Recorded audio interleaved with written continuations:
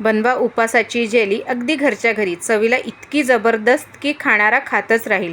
माझ्या मुलींनी तर लगेच संपवलीसुद्धा जेली म्हणून.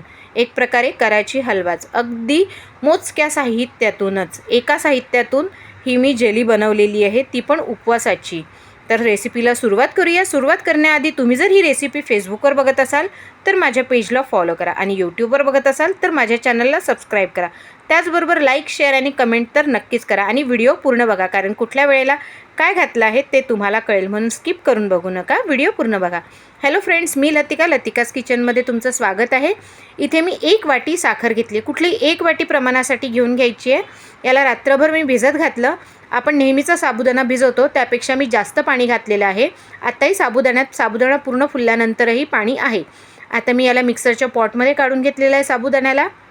यात अर्धा वाटी ते 1 वाटी मी पाणी घातलेलं आहे. जास्त बॅटर आपल्याला पातळ नको आहे, तर 1 वाटी पाणी घालून मी याला वाटून घेणार. बघा अशा प्रकारे एकदम बारीक वाटून घ्यायचं आहे एकदम.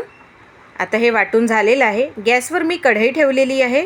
त्यात मी तूप घालणार. तुम्ही तुपाऐवजी तेलसुद्धा वापरू शकता, तर पण याची टेस्ट तुपाने अजून जास्त वाढते म्हणून मी तूप घातलेलं आहे. तर इथे मी 2 चमचे तूप घातलेलं आहे. आता हे मेल्ट झालं की आपण जे साबुदाणा बारीक केलेला आहे पेस्ट, ती घालून घ्यायची आहे. तर बघा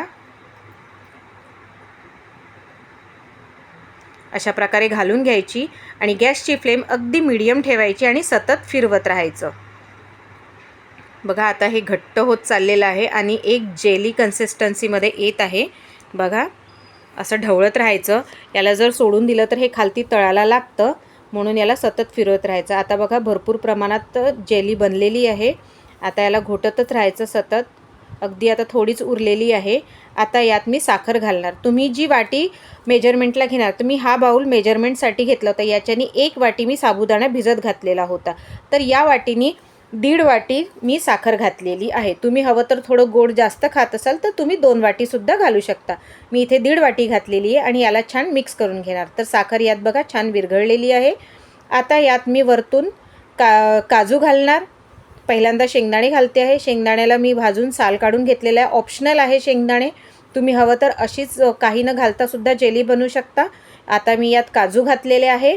त्याचबरोबर यात थोडेसे आता मी मनुका घालते आहे. तुम्ही कुठलेही ड्रायफ्रूट्स घालू शकता किंवा ड्रायफ्रूट्स नाही घातलं तरी बिना ड्रायफ्रूट्स घातलेलं केलं तरी चालते.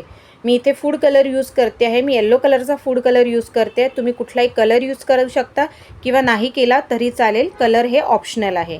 याला बघा किती सुंदर येलो याच्याने रंग आलेला आहे. खूप सुंदर असा रंग आलेला आहे.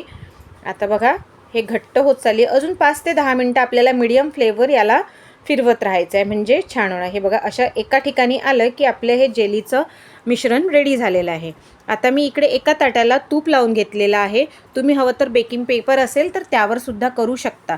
मी इथे ताटाला तूप लावून ग्रीस करून घेतलेलं आहे. आता हे सारण या ताटात मी काढून पूर्णपणे पसरवून घेणार. त्याचबरोबर माझ्या चॅनलवर वेगवेगळ्या रेसिपीज अवेलेबल आहेत. ते तुम्हाला जाऊन व्हिजिट करा. तुम्हाला कुठली रेसिपी आवडली ते मला नक्की कमेंट बॉक्समध्ये कळवा. त्याचबरोबर एंड स्क्रीनला सुद्धा मी 2 रेसिपीजची लिंक दिलेली आहे, ती पण तुम्ही नक्की बघा. तर आता इथे बघा जेली झालेली आहे. पूर्ण थंड होऊ द्यायची, अगदी गार. आता इथे गार पूर्ण झालेला आहे. आता मी कापून घेते आहे. तर अशा प्रकारे छान पीसेस होतात. अगदी चाकूलासुद्धा चिकटत नाहीत आणि ताटालासुद्धा चिकटत नाहीत. तर इथे मी पूर्ण याचे काप करून घेतले. तुम्हाला जो शेप आवडतो, डायमंड शेप किंवा चौकोन, त्यानुसार तुम्ही याला कापू शकता. तर मी इथे स्क्वेअर शेपमध्ये कापलेला आहे. बघा अशा प्रकारे अगदी जेली झालेली आहे. माझ्या मुलीने ते फक्त जेली मम्मी जेली दे म्हणून पूर्ण संपवली आहे. हाताला सुद्धा चिकटत नाही. बघा मी इथे दाखवते आहे.